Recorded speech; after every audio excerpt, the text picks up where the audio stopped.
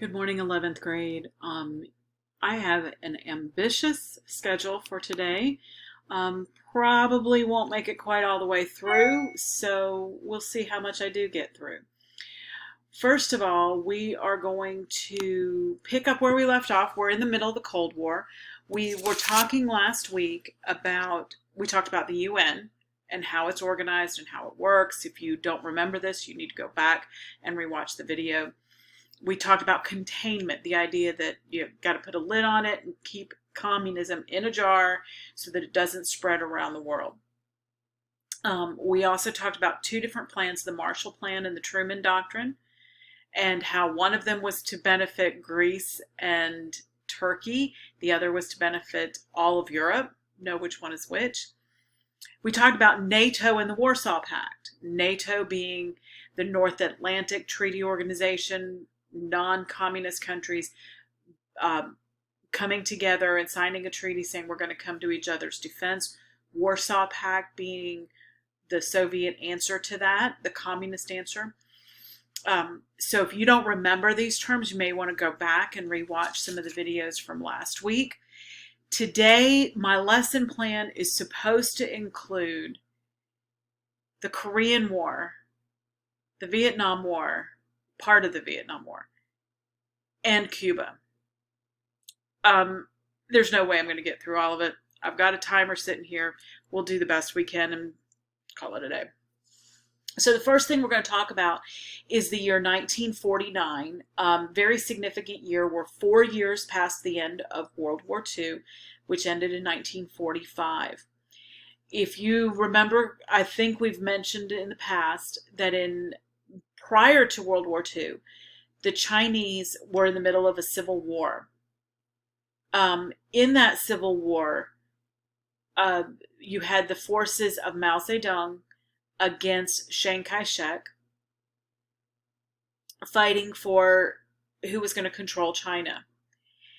They had to stop that fighting and unite their forces to fight off the Japanese in World War II. But once the Japanese had been defeated, the two factions within the country go back to fighting each other. And in 1949, Mao won. Now, too bad we aren't together, because if we were, Alex could add some extra information to this, I'm sure, as could Tom add more to our discussion of the Korean War. But for now, we're stuck in this way. So if you guys want to share something, let me know. But Mao took over mainland China and turned it into a communist country.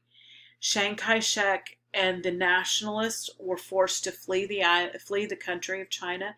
They established a government on the island of Taiwan, which at that time was called Formosa. For years, the United States and the UN recognized that government as the official government of China. In fact, that was into the 1970s, and when they finally acknowledged the existence of the communist China that still exists today.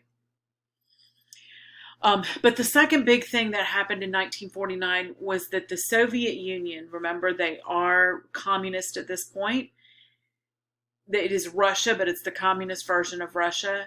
They successfully in 1949 tested an atomic bomb.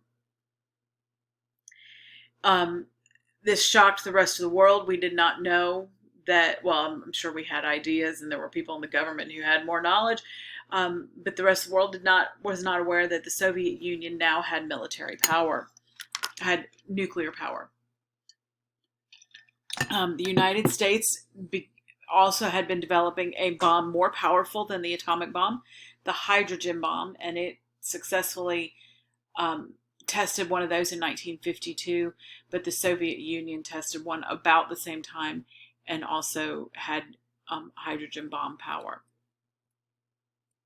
Okay, let's talk about the Korean War.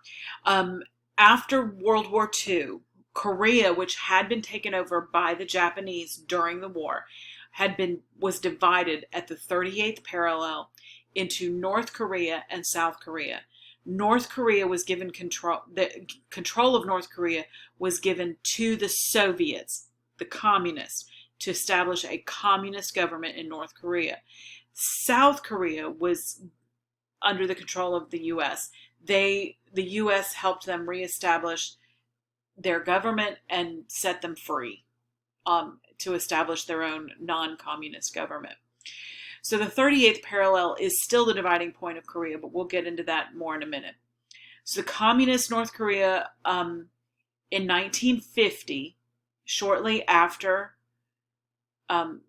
China's victory in the communist victory in China, the communists in North Korea invaded South Korea. It was in June of 1950, so it's just a few months, literally, after the end of the Civil War in China. Now, we don't want to declare another war. America's tired of war. We don't want any more of this going on. So Truman, in a way to get around that, works with the UN and declares military action, but not war. So to call it the Korean War from the American perspective is actually wrong. We never declared war. So MacArthur is placed in charge of the forces in Korea, of the Allied forces in Korea. There are about 16 other nations that send troops as well, but the U.S. sends the most. We are attempting to fight off communism in South Korea. Okay? So the North Korean forces, though, had a big head start, and they controlled nearly the entire peninsula. This is what it looks like before we were able to mobilize forces and invade. When we did, we invaded at Incheon, which is right here, right near Seoul. You see Seoul is very close to this is the 38th parallel, but this is the actual armistice line. It just roughly coincides with the 38th parallel. So the U.S. and the UN forces invaded at Incheon, and soon the North Korean forces were pushed back almost all the way to the border with China. We were on the verge of victory for the entire Korean peninsula when China sent in 260,000 troops. At this point, MacArthur asks for more forces. He says, if I could just invade in a total war type situation, maybe even bombing parts of China, if I could just do that, I could have victory for the entire Korean peninsula. But eventually the war comes to a stalemate here at the 38th parallel, where it is still divided today.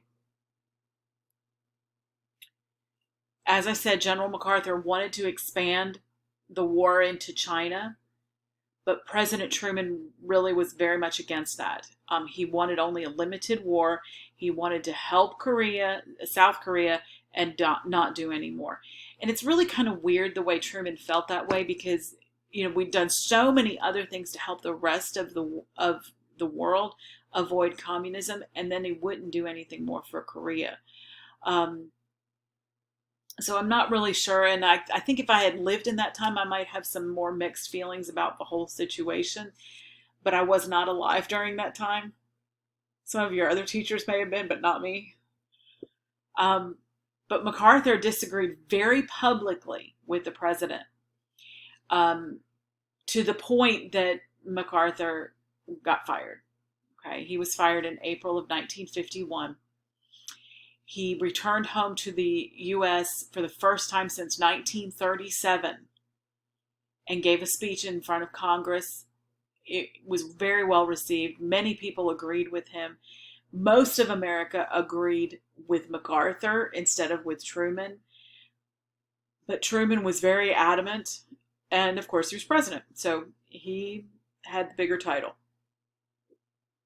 Peace talks finally began in July of 1951, but that was not the end of peace. Peace wasn't actually signed for 2 more years. A peace treaty or truce was signed in July of 1953. Not a significant date, so don't bother with it. But by that point, more than 54,000 Americans died in the war. It was a peace action, not a true war. Although looking back on it, it sure looks like that.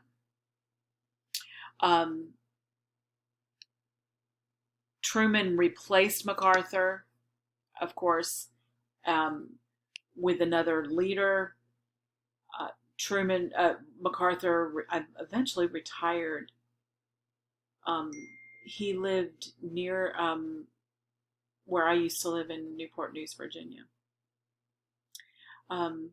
Truman does not seek re-election in 1952 because he has, at this point, he's lost enough of his popularity that he never would have gotten re-elected. Okay, so we're going to start talking about Vietnam, but we are not going to finish this today because I only have 4 minutes left, okay? So we'll get partway through this.